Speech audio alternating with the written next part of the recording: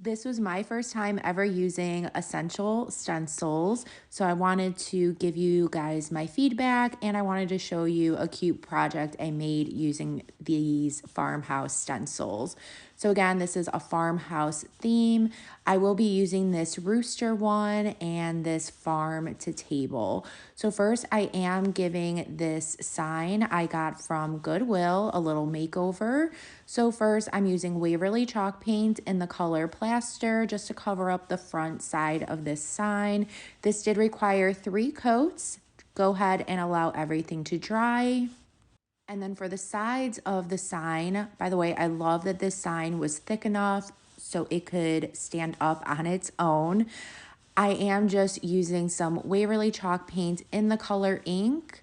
Again, just going all along the sides of the sign, and this took 1 coat. Go ahead and let that completely dry.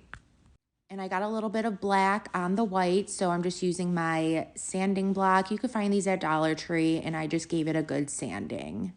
Now I'm grabbing my rooster stencil, finding a good placement for it, using some blue painter's tape to hold that stencil right down.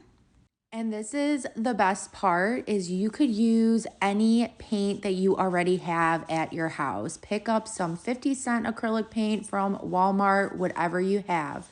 So this part is very, very important. I'm just using a cut up Dollar Tree sponge. You want to apply your acrylic paint to the sponge, but you want to make sure that you dab all of that excess paint off. This will prevent any bleeding.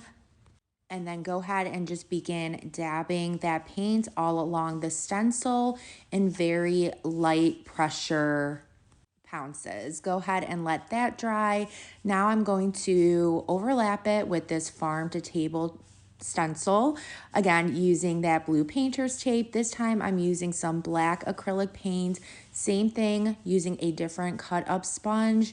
Dab that excess paint off and then just start dabbing on that acrylic paint in very, very, very light dabbing motions to prevent any kind of bleeding. Before it dries, go ahead and peel that stencil right off and look at how awesome. And then of course I have to give this sign a nice weathered look. So I'm using some brown acrylic paint, just painting it along the edges. Go ahead and wipe off that excess and look at that. It leaves you with this nice weathered finished look. Now this part is completely optional. If you do not like the weathered look, you do not have to do this, but I like it, so I just went kind of crazy and started applying it all throughout the sign as well. In my opinion, I think these stencils are awesome. I loved creating this.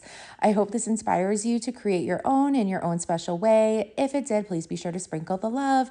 Thank you so, so much, and I hope y'all have a good rest of your day. Thanks. Bye.